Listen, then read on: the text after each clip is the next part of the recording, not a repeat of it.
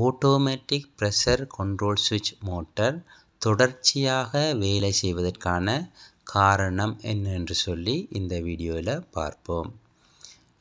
இந்த வீடியோவில் பார்க்குற மோட்டரில் பிரச்சனை ஒன்று இருக்குது. என்ன பிரச்சனைன்னு சொன்னால், இப்போ ப்ரெஷர் கூடினோடனே மோட்டர் ஆட்டோமேட்டிக்காக ஆஃப் ஆக வேண்டும். இதில் பார்த்திங்கன்னு சொன்னால் இது தொடர்ந்து வேலை செய்யுது.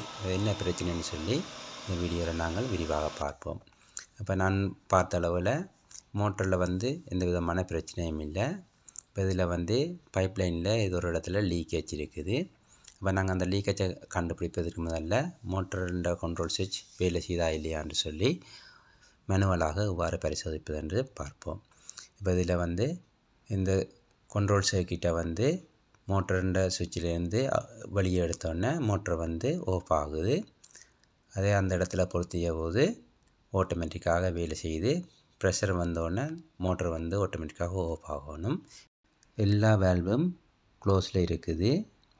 இப்போ மோட்டரோட ப்ரெஷரில் பார்த்திங்கன்னா 2.5 இருக்குது. இந்த டைமில் மோட்டர் ஆட்டோமேட்டிக்காக ஆஃப் ஆக வேண்டும். இதில் மோட்டர் தொடர்ச்சியாக வேலை செய்யுது. இப்போ மோட்டர் ஆஃப் ஆன பிறகு ப்ரெஷரானது 2.5 இருக்க வேண்டும். என்று சொன்னால் வேல்வெல்லாம் க்ளோஸில் இருக்குது.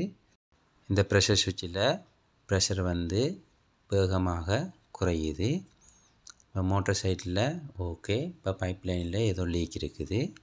அப்போ அந்த லீக்கை நாங்கள் நிவர்த்தி செய்தோம்னு சொன்னால் மோட்டர் ஆட்டோமேட்டிக்காக ஆன் செய்து ஆஃப் ஆகும்.